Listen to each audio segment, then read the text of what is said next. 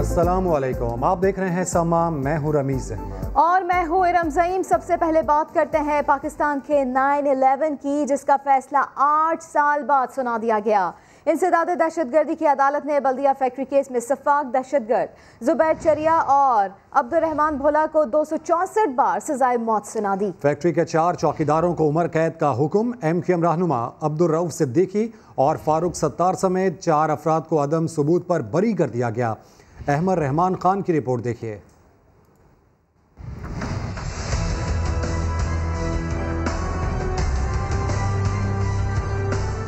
11 सितंबर 2012 वो भी मंगल था, आज भी मंगल है। 8 साल 11 दिन बाद के तवील इंतजार के बाद 264 अफराद को जिंदा जलाने के हौलनाक वाक़या का फैसला आ गया। इंसदाद दहशतगर्दी की अदालत में साबित हो गया कि अब्दुर्रहमान भोला नहीं बल्कि इंतहाई सफाक दरिंदा है। अब्दुर्रहमान और उसके साथी जुबैर चरिया को फांसी देने और 2-2 लाख रुपए जुर्माने की सजा सुना दी गई।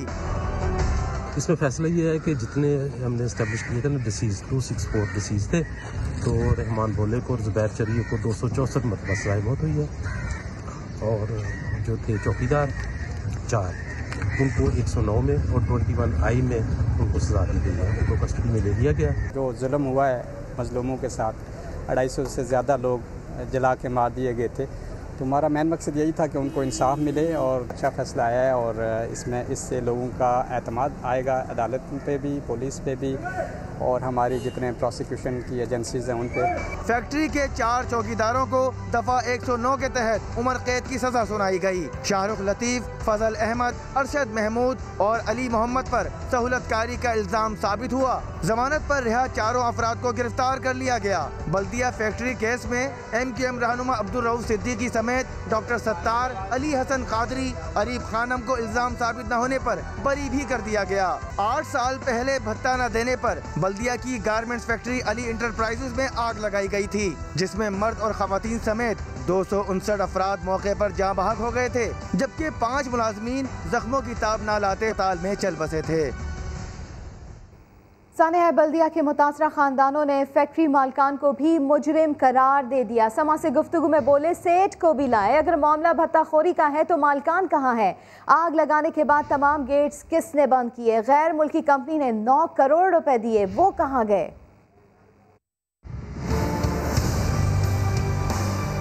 इत्मीनान क्या आएगा? सेठ को भी लाया जाए, वो भी तो मुजरिम है ना। सेठ तो कुछ नहीं किया, हम लोग को 8 साल हो गया, हमें तो लगता है। हम लोग को जो पेंशन भी मिल रहा था 5 साल के बाद, वो भी बंद हो गया। अब हम लोग कहाँ जाएं? अब बोलिए, बेसहारा हो गए ना, बच्चे जो चले गए। अगर भत्ताखोरी है, अब भत्ताखोरी करार दिया है, तो फिर मालिक कहाँ है? मालिक से भत्ता मांगा गया था, मालिकान ने यानी कि किसी की मदद क्यों नहीं ली? क्यों फैक्ट्री चलाया? गेट खुली हुई नहीं थी, बंद थी। 260 शहीद के जो फैमिलीज हैं सब मुजरिम करार देते हैं मालिकान को। 9 करोड़ रुपए जो दिया गया है, वो पैसे कहाँ हैं? किसे मिले? सानिया बल्दिया केस में बरी होने वाले MQM के रहनुमा रऊफ सिद्दीकी का कहना है कि अदालत ने आज इंसाफ कर दिया। लवाहिकीन को फैसले के लिए तवील इंतजार करना पड़ा। फारूक सत्तार ने भी फैसला इंसाफ पर मबनी करार दिया। सानिया बल्दिया केस पर MQM पाकिस्तान का रद्द अमल। पार्टी तर्जुमान का कहना है कि रऊफ सिद्दीकी की बरियत से साबित हुआ कि इनकी जमात का मामले से कोई ताल्लुक नहीं। रऊफ सिद्दीकी ने फैसले को इंसाफ की जीत करार दिया। मुझे इंसदाद दहशतगर्दी कोर्ट से इंसाफ मिला है, मैं अल्लाह ताला का शुक्रगुजार हूँ। वो मंजर जब मैं हर पेशी पे आता था यहाँ पर सानिया बल्दिया में, तो वो रात में नहीं भूल पाता था और वो तकलीफ़ मेरे ज़हन में उस दिन पूरे दिन रहती थी। फारूक सत्तार ने कहा, फैसला इंसाफ के तकाज़ों के मुताबिक हुआ। इस यकीन के साथ इत्मीनान का इज़हार करता हूँ कि ये सब कुछ इंसाफ के तकाज़ों को पूरा करके और ठोस सबूत शवाहिद की रोशनी में हुआ है। 8 साल के बाद ही सही, लेकिन इंसाफ हुआ है। MQM रहनुमाओं का कहना है, लवाहिकीन की फहरिस्त बन गई है, ना इंसाफी नहीं होगी, तमाम मुतासरीन को मुआवजा दिया जाएगा। कराची में सानिया बल्दिया के मरकजी किरदार कौन थे, समा ने पता लगा लिया। रहमान भोला और जुबैर उर्फ चरिया MQM के ही कारकुन थे। इस हवाले से मजीद बता रहे हैं समा के नुमाइंदे अहमद रहमान खान।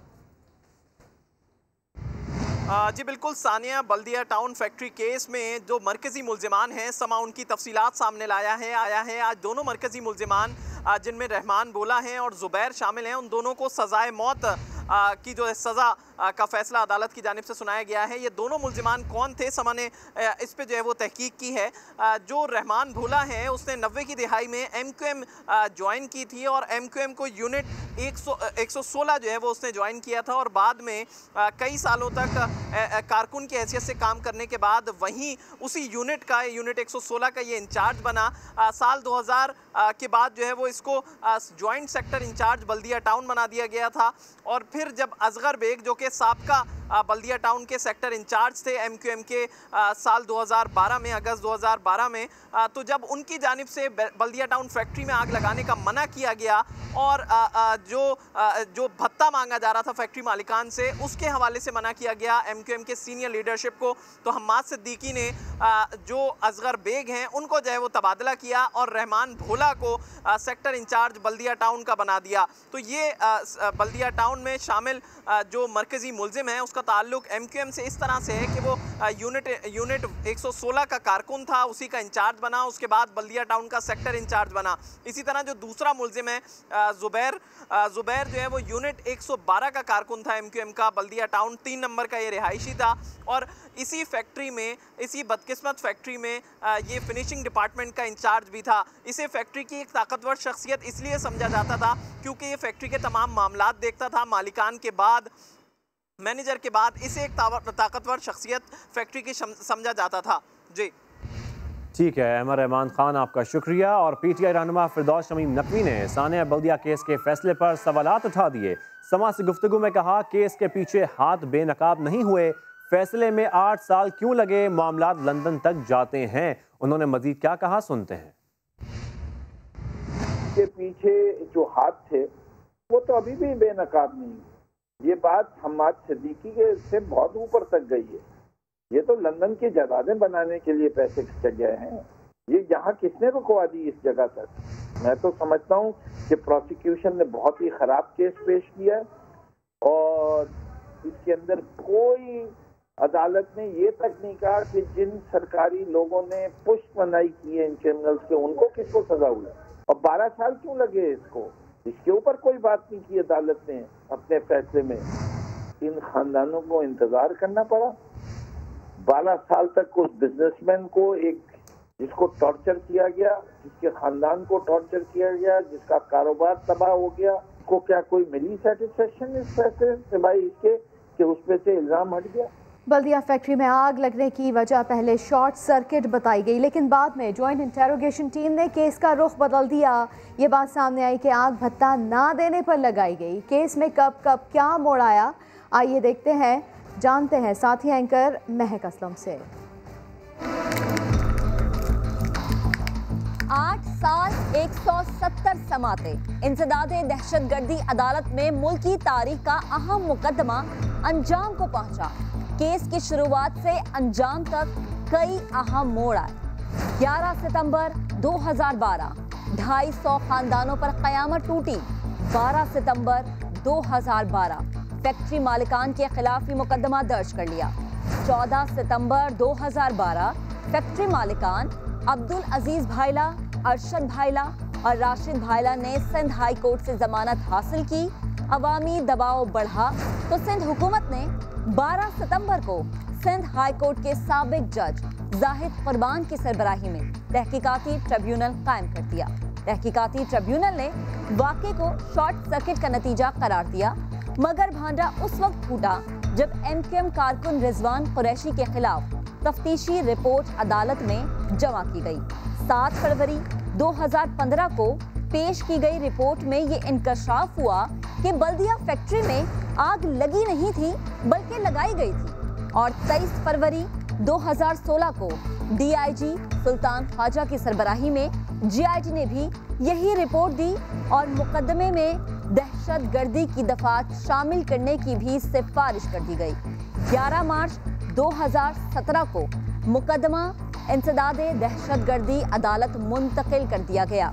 19 सितंबर 2019 मुकदमे में अहम मोड़ आता है। फैक्ट्री मालिक अरशद भायला ने वीडियो लिंक के जरिए अपना बयान रिकॉर्ड कराया और 21 नवंबर 2019 इस्तिगासा की जानिब से शवाहिद मुकम्मल हो गए। अदालत ने 400 गवाहों के बयानात रिकॉर्ड किए। 3 फरवरी 2020 को फ्रीकैन के वकला के हतमी दलाइल का आगाज हुआ और 2 सितंबर को दलाइल मुकम्मल होने पर यह फैसला महफूज किया गया। 8 साल पहले सानेह बल्दिया में जो क़यामत गुजरी उससे जुड़े कुछ अहम इंकशाफात भी सामने आए। फैक्ट्री मालिकान और मुल्जिमान समेत तफ्तीशी हुकाम ने कौन कौन से अहम राज अफशा किए, बता रहे समा के नुमाइंदे इरफान हक। आग तेजी से फैल चुकी थी, हर तरफ चीखो पुकार आहो बका।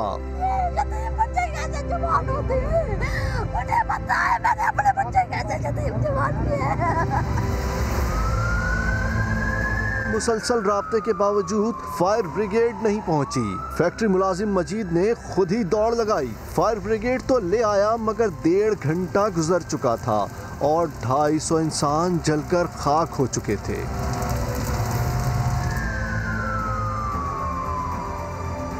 भत्ता ना देने की इतनी बड़ी सजा कि 259 जिंदगियों का खात्मा। सितम बालाए सितम यह कि एमक्यूएम कारकुनों ने फैक्ट्री मालिकान को मजदूरों की नमाज जनाजा से धक्के देकर निकाल दिया। अरशद भायला ने 19 सितंबर 2019 को वीडियो लिंक के जरिए बहुत से राजों से पर्दा उठाया। इंकशाफ किया गया कि मुलाजिम जुबैर चरिया ने फैक्ट्री में एमक्यूएम का असर और रसूख बढ़ा दिया था। पूरी फैक्ट्री एमक्यूएम कारकुनों के कंट्रोल में आ चुकी थी। बल्दिया सेक्टर की माली सपोर्ट के लिए फैक्ट्री से लाखों मालियत का वेस्टेज फरियाल बेग नामी शख्स ले जाता था। महाना लाखों रुपए भत्ता जाने लगा। लालच बढ़ती गई और फिर जून 2012 में सेक्टर इंचार्ज माजिद बेग ने करोड़ों रुपए भत्ते का मुतालबा कर दिया। यहीं से बात बिगड़ी। अब्दुल रहमान भोला समेत एमक्यूएम तंजीमी कमेटी के इंचार्ज हम्माद सिद्दीकी के भी नाम सामने आए। हद तो यह कि मुतासरीन की 6 करोड़ रुपए के लगभग मुआवजे की रकम तक हड़प कर ली गई। CPLC के साबिक सरबरा अहमद चनाए के जरिए गवर्नर हाउस से पैगाम भेजा गया कि एमक्यूएम के से मुतासरीन को मुआवजा दिया जाए तो मामला ठीक हो जाएंगे। फैक्ट्री मालिकान पर मुसलसल दबाव डाला जाता रहा कि भत्ते का जिक्र न किया जाए। धमकियां भी दी गईं और बिलाखिर फैक्ट्री मालिकान को जान बचाने के लिए मुल्क छोड़ना पड़ा। इरफानुल हक, समा, कराची। सानेह बल्दिया के सफाक मुजरिमान में जुबैर चरिया और अब्दुल रहमान भोला सरे फहरिस्त हैं। मुजरिमों ने आग कैसे लगाई और गिरफ्तार कैसे हुए, जानते हैं इस रिपोर्ट में। सानेह बल्दिया फैक्ट्री का मरकजी किरदार जुबैर चरिया। 11 सितंबर 2012 को क़यामत ढाने से पहले जुबैर चरिया फैक्ट्री में ही मंडला रहा था। अली इंटरप्राइजेज का मालिक इंकशाफ कर चुका है कि आग लगने से पहले जुबैर अपने 5 साथियों के हमरा फैक्ट्री आया। सबके हाथों में स्याह थैले थे। जुबैर चरिया ने एक बैग गोदाम की तरफ फेंका और 2 से 3 मिनट में आग फैल गई।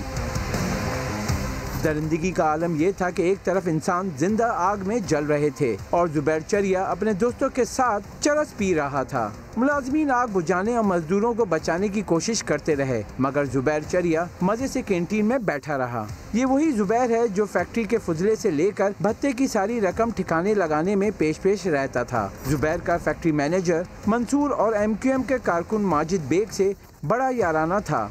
मंसूर मैनेजर ने ही 2005 में जुबैर चरिया को फिनिशिंग डिपार्टमेंट में भर्ती किया। सानेह बल्दिया का एक गवाह जुबैर चरिया समेत अब्दुल रहमान भोला और दीगर की सफाकियत का पर्दा चाक कर चुका है। अब्दुल रहमान भोला भी उन नामालूम अफराद में से एक है जो आग लगने से पहले जुबैर चरिया के साथ फैक्ट्री आए थे। जुबैर की गिरफ्तारी के बाद ही 14 दिसंबर 2016 को बैंकॉक से पकड़ा गया था। बल्दिया फैक्ट्री में आग लगी नहीं बल्कि लगाई गई थी। चीखें सुनकर आग बुझाना भूलकर लोगों की मदद की। सीढ़ी लगाकर 50 अफराद को बचाया। उस वक्त के लीडिंग फायर ऑफिसर ने अहमद रहमान खान को इंटरव्यू में आंखों देखा हाल बता दिया। आइए सुनते हैं। इस वक्त हम सैयद तालीम शाह जो कि लीडिंग फायर ऑफिसर थे बल्दिया टाउन फैक्ट्री के, उनके साथ मौजूद हैं। उनसे कुछ बातचीत करते हैं और जानते हैं कि उस वक्त आग बुझाना कितनी मुश्किल थी बल्दिया टाउन फैक्ट्री की। जब ये अपनी गाड़ियां लेके फौरी तौर पर पहुंचे थे वहां पर, तो सर एक तो ये बताइएगा हमें कि फायर ब्रिगेड को इत्तला कब मिली और उसके बाद मुश्किलात कितनी थी आपको वहाँ पर? जब आग लगी है तो हम लोग को तो नहीं पता, हम तो अपने उधर बैठे रहते हैं। जब इत्तला कोई नहीं देगा तो हम तो जाते नहीं हैं। एक शख्स मोटरसाइकिल पर आया, रास्ते में जाते हुए आगे इत्तला दी, बोला यार मैं गुजर रहा था तो वहाँ बहुत तेज़ आग लगी हुई है। हम लोगों ने गाड़ियाँ निकाली, रास्ते में मालिक कार पे आ रहा था इत्तला देने के लिए, उसने गाड़ी रोकी, अगली गाड़ी में वो बैठा है साथ। SSP साहब ने मतलब उसके ऑफिस में मुझसे पूछा, उन्होंने आप नमाज़ पढ़ के गए थे? मैंने कहा सर नमाज हो रही थी, हम गए। बोला नमाज सूरज गरूब होने के बाद होती है? मैंने कहा हाँ जी। तो उन्होंने मुझे फिर अपने मोबाइल से वीडियो दिखाई, बोला ये आग लगी हुई है? मैंने कहा हाँ जी। बोला सूरज वो खड़ा है सामने? मैंने कहा हाँ खड़ा है। यानी कि सूरज गरूब होने से पहले की आग लगी हुई थी और हमें इत्तला मिल रही है मगरिब के बाद। कितनी मुश्किलात हुई वहाँ पर आप लोगों को? पहले आपने फर्स्ट अटैम्प्ट में क्या किया, लोगों को बचाने की कोशिश की? खिड़कियों में से आग के शोले निकल रहे थे, नीचे भी ऊपर भी, और देखा तो एक खिड़की में एक आदमी जला हुआ है, ऐसे मतलब सुकड़ा हुआ, उसकी टांगें, और दूसरी तरफ से चलाने की आवाज़ें आ रही हैं। और वो खिड़की में से ग्रिल टूटी हुई थी, वहाँ पे मैंने सीढ़ी लगाई। आग बजानी तो मैं भूल गया ना बंदों को देख के। खिड़की में से ग्रिल निकले हुए थे ना, तो वहाँ लोग नज़र आए थे, वहाँ लगाई तो वो लेडीज़ जेंट्स बगैर जूतों के आ रहे थे। कपड़ों की वहाँ कांटे भी थे, झाड़ियाँ भी थीं, कपड़े उनके लटक रहे हैं, किसी का क्या हो रहा है, किसी का क्या हो रहा है। वो छलांगे मार के फिर पीछे पलट के देखे ही नहीं, वो ऐसे जा रहे थे। खौफ के मारे, मौत का खौफ है ना। सीढ़ी डबल होती है ना, वो उसको रस्सा होता है उसमें, वो रस्सा जब खींचते हैं ना तो वो सीढ़ी ऊपर जाती है, वरना अगर वो 10 फुट की है तो 15-20 फुट की बनानी पड़ती है। तो वो जब उसका फिर ऊपर खांचा फंसाना पड़ता है, वो क्लिप होता है, ऐसे आके उसमें फंस जाता है। जब फंस जाता है तो फिर कोई प्रॉब्लम नहीं है। वो फंसे ही नहीं है कि लोग ऊपर चढ़ गए, ऊपर आदि चढ़ गए तो फिर वो फंसने का मौका ही नहीं मिला। फिर रस्सी मैंने खींच के रखा हुआ था, फिर पब्लिक के आदमियों ने 3-4 आदमी और मेरे साथ लेके उन्होंने खींचे रखा और काफ़ी लोग नीचे उतरते गए। मेरे अंदाजे के मुताबिक तकरीबन 50-60 आदमी से ऊपर नीचे उतरे उस सीढ़ी से। हमारे पास हमला भी कम था। क्या किसी गाड़ी में भी कोई ख़राबी हो गई थी जिसकी वजह से काम जो है वो मज़ीद बढ़ा और आसान हो सकता था? नारगल आ गई, लेकिन आते ही वो ख़राब हो गई। छत पर जाने वाला दरवाज़ा था, उसको ताला लगा हुआ था, तो नीचे वाला गेट भी, मेन गेट एक खुला था, बाकी इधर उधर के सीढ़ी का भी बंद था। अच्छा सर, आपको आग की शिद्दत देख के अंदाज़ा हुआ कि ये आग लगी नहीं है, लगाई गई है? ऐसा लगा कि आपको कहीं पे भी? बस वो जो लगाई जाती है वो ऐसी ही होती है, जो लगती है वो ऐसे नहीं होती है। अभी ये मतलब है, ये पर्दा है, ये नीचे से ऊपर जा रहा है और आग हमेशा नीचे से ऊपर ही ज़्यादा जाती है। मतलब है कि एकदम में तीनों मंजिलों में एक साथ आग लगनी कोई आसान बात थोड़ी ही है। चलो एक में लगी है, नीचे लगी है, उससे चलो ये समझ में आता है कि हीट होते हुए, नीचे वाली में बाद में लगी है, ऊपर पहले लगी हुई थी।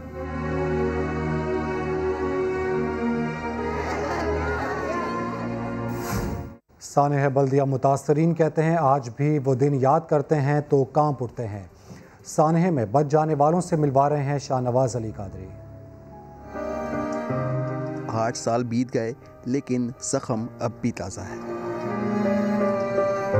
2012 में बल्दिया फैक्ट्री की इस जलती सुलगती इमारत के शोलों ने सदीक के 22 साला बेटे शहबाज की ज़िंदगी का चिराग भी गुल कर दिया। वो अजियत वाली तो वो रातें हैं हमारे लिए, ख़ास करके 50 दिन जो ना मियाँ बीवी गेट पे बैठे रहते थे, दरवाजे पे, कि हो सकता है कि जो ना कहीं से हमारा बच्चा आ जावे।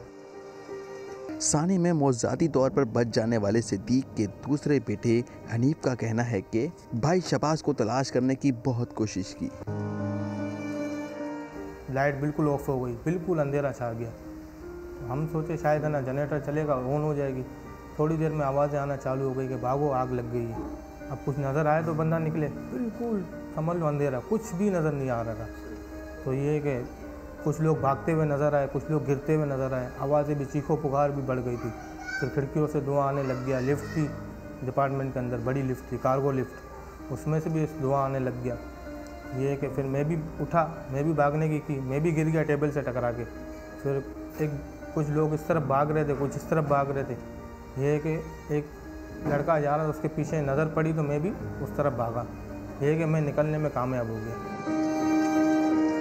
सदीक का दामाद जमील भी और कुछ लोगों की जान तो बचाने में कामयाब हुआ, लेकिन फैक्ट्री में लगी आग ने इसको जिंदगी भर के लिए माजूर कर दिया। एग्जॉस्ट फैन के पास पहुंचे और उसको जाली उसके तोड़ी। रस्से से दोस्तों को निकालने के बाद वही रस्सा पकड़ के उतरने लगा, एकदम बेहोश हो गया, आंखों में अंधेरा आया। वो बिल्कुल स्टड गिरा था तो ये दोनों पाँव की रगें बिल्कुल जाम हो गई थी, तो इससे थोड़ा चलने में मसला हो गया। और जिस दोनों की वजह से मेरी अभी ये कंडीशन है ना, बात कर पा रहा हूँ। और सांस का मसला था मेरे को, उससे हार्ट प्रॉब्लम भी हो गया। सानिया बल्दिया के मुतासिन ये वाहिद ख़ानदान नहीं, बल्कि इन जैसे दर्जनों ख़ानदान की कहानियाँ भी मुख्तलिफ नहीं। कैमरामैन इमरान शाहिद के साथ शाहनवाज अली कादरी, समा, कराची। कराची में एक और लड़की मुबैना ज़्यादती का शिकार। मुल्ज़िमान अगवा और ज़्यादती के बाद लड़की को क्लिफ्टन के एक मॉल के सामने छोड़कर फरार हो गए। बात कर लेते हैं शाहनवाज अली कादरी से। शाहनवाज, बताइए इस बारे में। देखिए, बिल्कुल ये एक और वाकया लड़की के साथ मुबैना ज़्यादती का सामने आया है। गुज़िश्ता रोज़ क्लिफ्टन के एक मॉल के सामने दो नामालूम मुल्ज़िमान ने एक गाड़ी के अंदर लड़की को अगवा किया। लड़की को अगवा करने के बाद एक फ्लैट ले गए जहाँ पर उन्होंने ज़्यादती की, और ज़्यादती करने के बाद जो है उसको मॉल के सामने छोड़कर फरार हो गए। पुलिस का ये कहना है कि लड़की का मेडिकल कराया जा रहा है, जबकि वाक़े का मुकदमा दर्ज कर लिया गया है। लड़की के DNA सैंपल भी लिए जाएंगे ताकि सूरत हाल वाज़ेह हो सके। जी, बहुत शुक्रिया शाहनवाज अली कादरी आपका। आपको बताते चले, कराची में एक और लड़की मुबैना ज़्यादती का शिकार हुई है। मुल्ज़िमान अगवा और ज़्यादती के बाद लड़की को क्लिफ्टन के एक मॉल के सामने छोड़कर फरार हो गए। और जिस तरह से शाहनवाज अली कादरी हमें बता भी रहे हैं कि अगवा के बाद 22 साला लड़की को फ्लैट पर ले जाकर ज़्यादती की गई, उसे ज़्यादती का निशाना बनाया गया। मुल्ज़िमान सुबह लड़की को मॉल के सामने छोड़कर फरार हो गए थे और इस वाक़े का मुकदमा भी दर्ज कर लिया गया है। शाहनवाज अली कादरी, आपसे एक बार फिर से बताइएगा हमारे नाजरीन को, इस लड़की को अगवा किया गया था और जिस मॉल के सामने इसे छोड़ा गया वहीं पर ये काम भी करती थी। बिल्कुल, ये क्लिफ्टन के करीब ये वाकया पेश आया है। ये बहुत मशहूर मॉल है जहाँ पर ये लड़की काम भी किया करती थी। गुज़िश्ता रात जब ये 9 साढ़े 9 बजे के करीब वहाँ से जॉब ख़त्म करके निकली थी तो एक वीको गाड़ी के अंदर दो नामालूम मुल्ज़िमान आए हैं। उन्होंने लड़की को ज़बरदस्ती गाड़ी के अंदर बिठाया है और उसके बाद उसको एक फ्लैट ले गए जहाँ पर उसके साथ मुबैना तौर पर पूरी रात ज़्यादती की गई। और सुबह के वक्त जो है उसी मॉल के बाहर दोनों मुल्ज़िमान उस लड़की को वहाँ पर फेंक कर फरार हो गए। लड़की नींद बेहोशी की हालत में थी, उसके सामने जो है उसने 15 पे कॉल करी और उसके बाद वहाँ पर पुलिस पहुंची। लड़की का ये पुलिस को बयान दिया गया है कि उसके साथ पूरी रात मुबैना तौर पर चीफ कराची फैसल शकील भी हमें इस मामले पर ज्वाइन करेंगे। आपको बताएं, कराची में एक और लड़की मुबैना ज़्यादती का शिकार हुई। मुल्ज़िमान अगवा और ज़्यादती के बाद लड़की को क्लिफ्टन के एक मॉल के सामने छोड़कर फरार हो गए हैं। तो ज़्यादती के वाक़यात दिन गुजरने के साथ साथ बढ़ते जा रहे हैं और ऐसे में कराची से ये अफसोसनाक सूरत हाल रिपोर्ट हो रही है जहां पर लड़की से मुबैना ज़्यादती की गई है। अपडेट्स हासिल कर लेते हैं। ब्यूरो चीफ कराची फैसल शकील भी हमें ज्वाइन कर चुके हैं। फैसल, यकीनी तौर पर अफसोसनाक सूरत हाल है। हमने देखा कि जो मोटरवे हादसा है उसके बाद भी लोगों में बहुत ज़्यादा खौफ व हिरास था। आज का जो वाक़या है क्या बताती है पुलिस इस हवाले से? जी बिल्कुल, डिफेंस जैसे पोश इलाके में ये वारदात होना और इस तरह से मॉल के आगे से एक लड़की को जिसकी उम्र 22 साल है इसको अगवा करके ले जाना और पूरी रात उसके साथ ज़्यादती का शिकार का निशाना बनाना और उसके बाद वापस छोड़ जाना।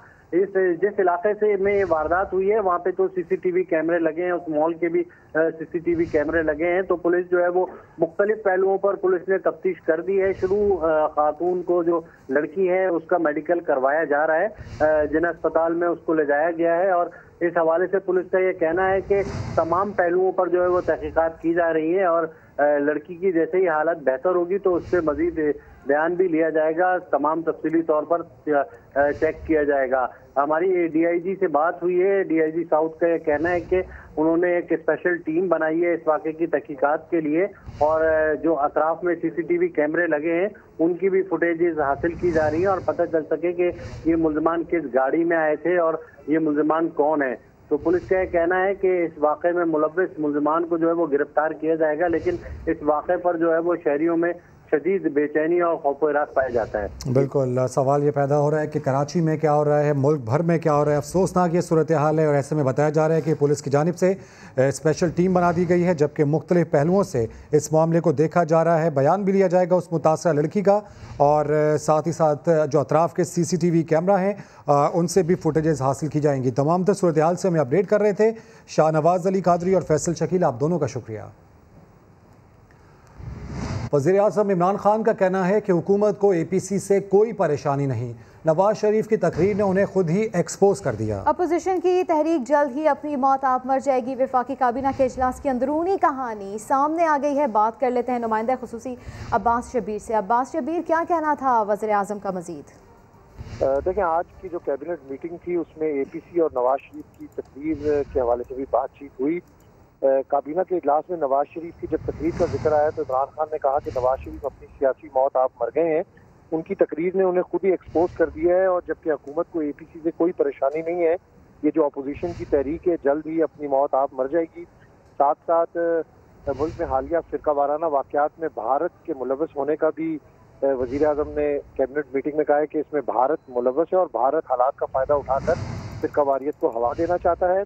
आज के इजलास में असद उमर की 2 वज़रा के साथ नोक झोंक भी हुई है। जो हमारे ज़राए ने बताया है कि काबीना इजलास में तल्ख जुमलों का तबादला हुआ। शीरी मज़ारी ने असद उमर को मुखातिब होकर कहा कि आप पूरा एजेंडा नहीं पढ़ते। असद उमर गुस्से में आकर और शीरी मज़ारी को उन्होंने रिप्लाई किया। इसके साथ साथ असद उमर ने वज़ीर-ए-आज़म के मुशीर नदीम बाबर को भी आज उन पर भी पेट्रोलियम मसनूआत और गैस के मामले पर बातचीत की।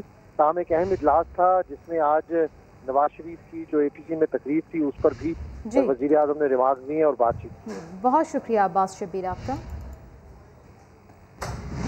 अब लंदन से खबर शामिल करते हैं। हसन नवाज ने नवाज शरीफ के वारंट वसूली और दस्तखत की तरदीद कर दी। कहते हैं कोरोना की वजह से डाक हवाले करते वक्त दस्तखत नहीं लिए जा रहे। 25 फ्लैट्स पर मुश्तमिल बिल्डिंग में रिहाइश पजीर हूँ, हर वक्त रिसेप्शन पर पोस्ट वसूल करने के लिए खड़ा नहीं रहता। तो साबिक वज़ीर-ए-आज़म या मोहम्मद नवाज शरीफ के साहबजादे हसन नवाज जो कि तरदीद कर रहे हैं कि उन्होंने वारंट वसूल किए नवाज शरीफ के। साथ ही साथ ये भी उनका मौक़िफ़ है कि जिस बिल्डिंग में वो रहते हैं वहाँ 25 फ्लैट्स हैं, तमाम पोस्ट बिल्डिंग इस्तकबालिये पर आता है और डाक वसूली कागजात पर मेरे दस्तखत नहीं है। नवाज शरीफ को बैरून मुल्क वफाकी हुकूमत ने भेजा, वापस लाने की जिम्मेदार भी वही है। इस्लामाबाद हाई कोर्ट ने वाज़े कर दिया, वफाकी हुकूमत की जानिब से नवाज शरीफ के वारंट्स की तामीली रिपोर्ट पेश कर दी गई। लंदन की मकामी काउंटी कोर्ट के जरिए भी वारंट भेजे जाएंगे। सुहेल रशीद की रिपोर्ट। नवाज शरीफ के नाकाबिल जमानत वारंट हसन नवाज ने वसूल कर लिए। वफाकी हुकूमत की जानिब से तामीली रिपोर्ट इस्लामाबाद हाई कोर्ट में जमा। जस्टिस आमिर फारूक ने रिमार्क्स दिए कि मसला ये है वारंट वसूल करने वाला भी इश्तिहारी है। एडिशनल अटॉर्नी जनरल ने बताया कि कॉमनवेल्थ ऑफिस के तवस्सुत से वारंट काउंटी कोर्ट के जरिए भी भेजे जाएंगे। काउंटी कोर्ट से भी सिर्फ तामील ही होगी। बरतानिया के साथ मुल्जिमान की हवालगी का कोई मुआहदा मौजूद नहीं। जस्टिस मोहसिन अख्तर कयानी का विफाकी हुकूमत पर इजहार बरहमी, कहा नवाज शरीफ के यहाँ न होने की जिम्मेदार विफाकी हुकूमत है। जस्टिस आमिर फारूक ने रिमार्क्स दिए, हमने नवाज शरीफ का नाम ECL से निकालने का हुक्म नहीं दिया था। सजा याफ्ता शख्स को बाहर जाने दिया गया और इस अदालत को आगाह तक नहीं किया गया। हम बरतानिया के साथ मुल्जिमान की हवालगी का मुआहदा करने का कोई हुक्म नहीं देंगे। ये हुकूमत की स्वाबदीद है, जो मर्जी करे, लेकिन नवाज शरीफ की वापसी की जिम्मेदार वही है। नैब प्रोसिक्यूटर सरदार मुजफ्फर का कहना था कि वारंट गिरफ्तारी नवाज शरीफ के इल्म में है। अदालत चाहे तो उन्हें आज ही मफरूर करार दे सकती है। अदालत ने रिमार्क्स दिए कि ज़बानी मालूमात पर आगे नहीं बढ़ेंगे। कल नवाज शरीफ वतन वापस आकर कह सकते हैं उन्हें कार्रवाई का मालूम ही नहीं था। बुध तक दफ्तर खारजा बताए काउंटी कोर्ट के जरिए वारंट्स की तामील कब तक होगी, फिर ही आगे बढ़ेंगे। शहबाज शरीफ ने मनी लॉन्ड्रिंग के इल्जामात पर कहा है कि बतौर वज़ीर आला उनके फैसलों से ख़ानदान के कारोबार को अरबों का नुकसान हुआ। लाहौर हाई कोर्ट में अपोजिशन लीडर के वकला ने कहा नैब आमदन से ज़ायद असासों के इल्जामात पर पहले भी रिमांड मांग चुकी है। शाहिद हुसैन की रिपोर्ट देखिए।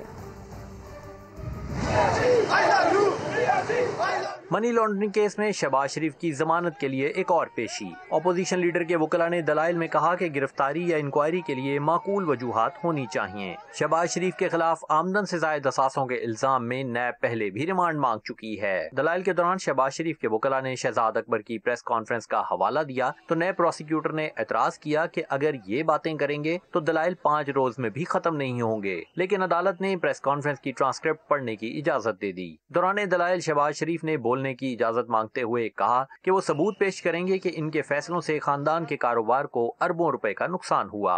ये जबर और अंधा इंतकाम जो कि जिसकी प्यास नैब न्याजी इमरान खान हुकूमत की बदतरीन नाकामी और अवाम दुश्मनी जो है ये उसके लिए बहुत ज़रूरी है कि तमाम ऑपोजिशन पार्टियों अदालत ने शहबाज शरीफ की जमानत में 24 सितंबर तक तौसीह करते हुए इनके वकला को अगली समाअत पर भी दलाइल जारी रखने की हिदायत कर दी। कैमरा टीम के साथ शाहिद हुसैन, समा, लाहौर। स्पीकर पंजाब असम्बली चौधरी परवेज इलाही कहते हैं नवाज शरीफ का फौज के खिलाफ ऐलान जंग मुल्क दुश्मनी की बदतरीन मिसाल है। नवाज शरीफ का अमल काबिल अफसोस और काबिल मजम्मत है। मजीद क्या कहा, आइए आपको दिखाते हैं। फौज एक आईनी इदारा है और इस आईनी हैसियत में वो हुकूमत के साथ जो तावन करता है वो भी आईनी अमल है। नवाज शरीफ इस आईनी अमल की मुखालफत करके आइन शिकनी के मुर्तकिब हुए हैं। अभी कुछ ही दिन पहले आर्मी चीफ ने भारत के ख़तरनाक अज़ाइम को भांपते हुए पाक फ़ौज को भी जंगी तैयारियां तेज़ करने का हुक्म दिया था। इस दौरान बिल्कुल इसी दौरान नवाज शरीफ की तरफ से अपनी ही फ़ौज के ख़िलाफ़ ऐलान जंग मुल्क दुश्मनी नहीं तो और क्या है। भारतीय ज़राए इब्लाग ने नवाज शरीफ के फ़ौज दुश्मन बयान पर जिस तरह खुशियां मनाई हैं, जिस तरह उन्होंने इसकी तशहीर की है, बल्कि हाथों हाथ लिया है, इससे साबित हो गया है कि माजी की तरह आज भी वो भारत के हाथों में खेल रहे हैं।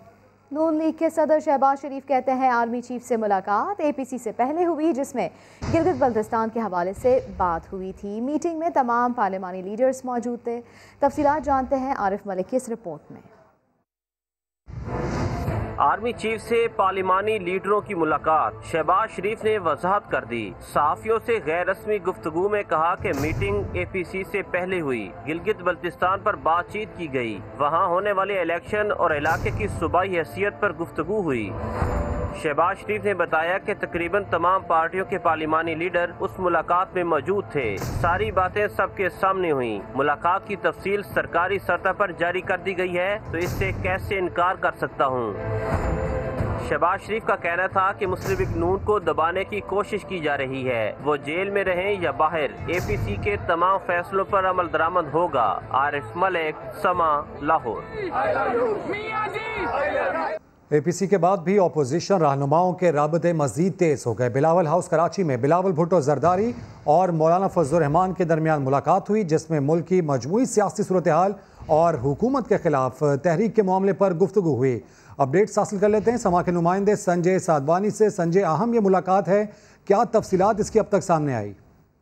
जी बिल्कुल, APC के बाद जो सूरत हाल पैदा हुई है और एकदम जो मुलाकात की आर्मी चीफ से वो खबर रिलीज हुई है, उसके बाद जो सूरत हाल पैदा हुई है उस पर जायजा लेने के लिए आज मौलाना फजल रहमान और बिलावल भुट्टो जरदारी के दरमियान एक आला सतह पर मुलाकात हुई है। बिलावल हाउस में ये मुलाकात की गई है। आज ही मौलाना फजल रहमान कराची पहुंचे थे और बिलावल हाउस में इस सिलसिले में बातचीत की गई है। मौजूदा सियासी सूरत हाल का तफसीली जायजा लिया गया है। गुज़िश्ता रोज जो APC के फैसले थे उनके हवाले से अब किस तरह तहरीक शुरू करनी है उन पर बातचीत की गई है, जिसके बाद बिलावल भुट्टो जरदारी ने कल आम प्रेस कॉन्फ्रेंस तलब कर लिए। कल 4 बजे बिलावल प्रेस कॉन्फ्रेंस करने जा रहे हैं, जबकि आज सबसे कुछ देर के बाद मौलाना फजल रहमान भी एक प्रेस कॉन्फ्रेंस करेंगे जिसमें लाए अमल का ऐलान करेंगे।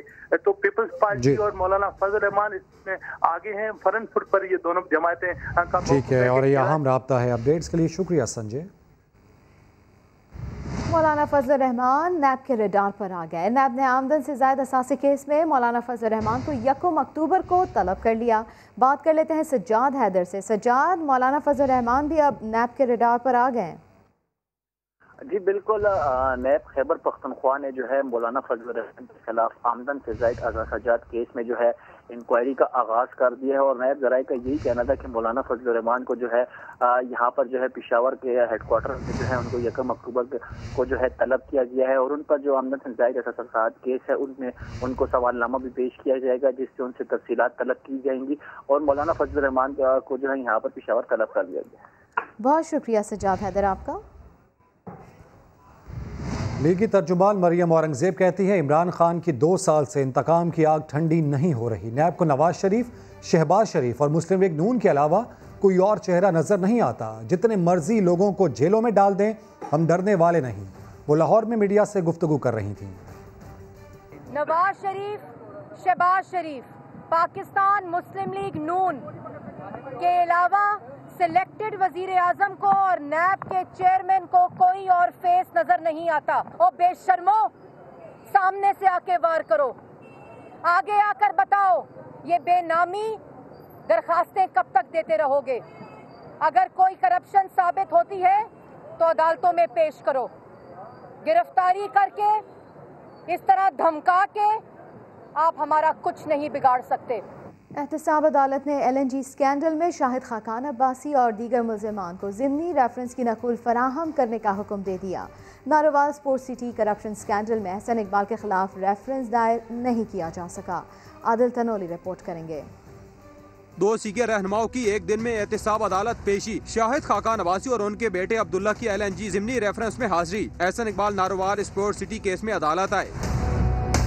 जज आजम खान ने LNG स्कैंडल के मुल्ज़िमान को ज़िमनी रेफरेंस की कॉपी फराहम करने का हुक्म दे दिया। गैर मुल्की मुल्ज़िमान फिलिप नॉटम और शनाज सादिक को दोबारा तलबी के नोटिस जारी। मुसलसल गैर हाजिरी पर अदालत ने आइंदा समाअत पर वारंट जारी करने का इंदिया दे दिया। पेशी के बाद शाहिद खाकान अब्बासी नैब और हुकूमत पर बरस पड़े। जिस मुल्क में हुकूमत झूठे मुकदमे बनाने शुरू कर दे, आला अदलिया की ना सुनी जाए, वो मुल्क कभी आगे नहीं बढ़ सकता। जहाँ पर सैकड़ों अरब की करप्शन चीनी में हो चुकी है, आटे में हो चुकी है, ये नैब को नजर नहीं आती कि नैब झूठे मुकदमे बनाने में मसरूफ है। जज मोहम्मद बशीर के छुट्टी पर होने के बाद नारोवाल स्पोर्ट्स सिटी केस की कार्रवाई आगे न बढ़ सकी। नैब प्रोसिक्यूटर के मुताबिक रेफरेंस आखिरी मरहले में है, जल्द दायर करेंगे। एहसन इकबाल कहते हैं दौरान हिरासत नैब से कहा था मेरे साथ प्ली बार्गेन करो वरना मजाक बनेगा। नैब गर्दी की वजह से पाकिस्तान का इंतजामी ढांचा मफलूज हो गया है। दर्जनों सरकारी अफसरों को बुला कर डराया धमकाया जाता है। इमरान अहमद नियाजी का एजेंडा फकत इंतकाम और हसद है। दोनों केसेस की समाअत 20 अक्टूबर तक मुलतवी कर दी गई। कोरोना से निपटने के लिए पाकिस्तान की बड़ी कामयाबी, चीन के ताउन से वायरस से बचाव की वैक्सीन कैंसिनो के क्लिनिकल ट्रायल के 3रे मरहले का आगाज हो गया। वफाकी वजीर असद उमर के मुताबिक 8 से 10 हज़ार पाकिस्तानी इस ट्रायल में हिस्सा लेंगे। मुआवने खुसूसी बराए से डॉक्टर फैसल सुल्तान कहते हैं इससे सेहत के इदारों की कारकर्दगी में बेहतर आएगी। कोरोना वायरस से बचाव के इक़दामात, पाकिस्तान में वैक्सीन के क्लिनिकल ट्रायल के 3रे मरहले का आगाज। वफाकी वजीर असद उमर ने ट्वीट में लिखा, वैक्सीन चीनी कंपनी ने तैयार की। आजमाइशी मरहले में 10,000 पाकिस्तानियों समेत 7 मुल्कों के 40,000 अफराद शरीक होंगे। टेस्ट के इब्तदाई नताइज 4 से 6 माह में सामने आने की तवक्को है। जब हम ऐसे ट्रायल में इस तरह के एक साइंसी मरहले में घुसते हैं और अपना हिस्सा डालते हैं तो हमारे मेडिकल सिस्टम में बेहतरी आती है, हमारी कैपेबिलिटी बढ़ जाती है आइंदा के ट्रायल्स करने के लिए और नई वैक्सीन्स और दीगर बीमारियों के ट्रायल्स और वैक्सीन्स और उनमें रिसर्च में शामिल होने के लिए। Executive director NIH major general Aamir Ikram ने कहा, ये वैक्सीन चीन में फौज और पुलिस के लिए मंजूर हो चुकी है। अब टाइम आ गया है कि हम तेज़ी से इस फील्ड को, क्योंकि इट्स $1 बिलियन इंडस्ट्री और हमने इससे डेफिनेटली जितना फ़ायदा उठाना है। इसकी टेक्नोलॉजी सिमिलर है जो कि ऑक्सफोर्ड एस्ट्राजेनेका जो आप बहुत नाम सुन रहे हैं, सवाए इसके कि वहाँ चिंपैंजी का वायरस इस्तेमाल किया गया डीनो वेक्टर और इसमें ह्यूमन वेक्टर इस्तेमाल किया गया, लेकिन ये टोटली क्वालिटी एश्योर्ड है। कोरोना वैक्सीन के पहले 2 मराहिल के ट्रायल चीन में किए गए। कोविड से बचाव के लिए इस वक्त दुनिया में 7 वैक्सीन ट्रायल के मरहले में है, जिनमें 3 वैक्सीन चीन की हैं। NCOC ने दूसरे मरहले में स्कूल्स खोलने की इजाज़त दे दी। कल 6ठी से 8वीं क्लासेस का आगाज़ होगा। वज़ीर तालीम सिंध सईद गनी ने फैसला मानने से इनकार कर दिया। कहा, सिंध में 6ठी से 8वीं जमात तक क्लासें 28 सितंबर से ही शुरू की जाएंगी। वफाकी वज़ीर असद उमर की ज़ेर सदारत NCOC का इजलास। कोरोना सूरत हाल का जायज़ा, सूबों के आदाद व शुमार पर मुशावरत। 23 सितम्बर से मुल्क के तमाम तालीमी इदारों में 6ठी से 8वीं जमात की क्लासेस शुरू करने की इजाज़त दे दी।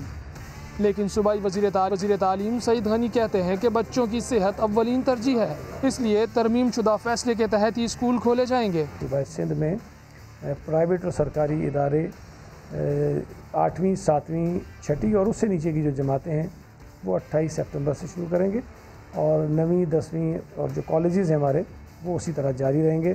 वज़ीर तालीम पंजाब मुराद रास ने इस फैसले पर सिंध हुकूमत को तनकीद का निशाना बनाया। जो कल का स्केड्यूल है बिल्कुल उसको उसी तरह फॉलो किया जाएगा। कल इंशाअल्लाह ताला 6 through 8 खोली जाएगी। सिंध ने किस बेसिस पे किया है ये मैं आप पे छोड़ देता हूँ। आप ज़रा उनके नंबर्स भी देख लें जो आ रहे हैं कोविड के।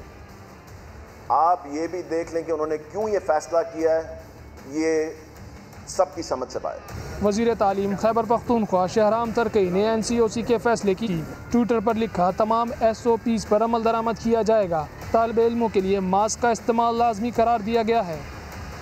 अब आपको तहलका खेज खबर देते हैं। महकमा ज़राअत सिंध की गफलत, 6 मुलाजमीन की जान ले गई। टिड्डी दल से बचाव के लिए किया जाने वाला स्प्रे जहाज के बजाय गाड़ियों के जरिए करवाया गया। मंसूर मुगैरी रिपोर्ट कर रहे हैं।